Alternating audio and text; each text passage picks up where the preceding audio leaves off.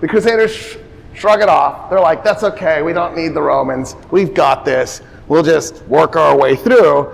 There was a battle of Doraleum in the First Crusade, and the Crusaders defeated the Turks. So they're thinking, we'll just do it again. We'll just repeat that. So the Khalid Arslan was the guy who was defeated at Doraleum, the First Crusade. In the Second Crusade, Conrad is coming up to Doraleum. So everybody's like, all right, we got this. We're going to do a Doraleum 2, and we'll win again. The Turkish leader, the Sultan of Rome, so the Turks that were living in Anatolia called themselves the Sultan of Rome, as in Rome.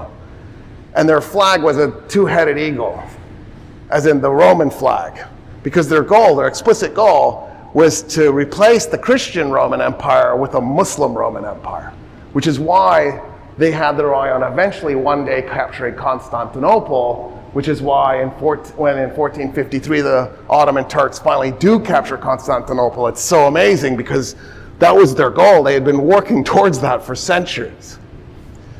So the leader this time his name is Massoud. Massoud I sets up an ambush at Doraleum. Conrad and the Germans march right into the ambush, and they are massacred. It is a catastrophe. Conrad barely escapes with a handful of Germans. They dig their way out. They make their way to the French camp. They turn around and head back to the French because the French were following them. And they get to the French camp, and they're like, okay, that was really bad. This second Doraleum was not what we were hoping for.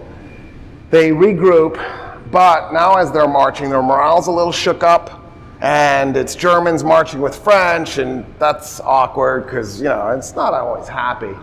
And little by little, the army sort of starts to disintegrate. They get in a second battle with the Turks, and it's another disaster. Part of the baggage train gets left behind. Hundreds of Crusaders are killed. It's a mess.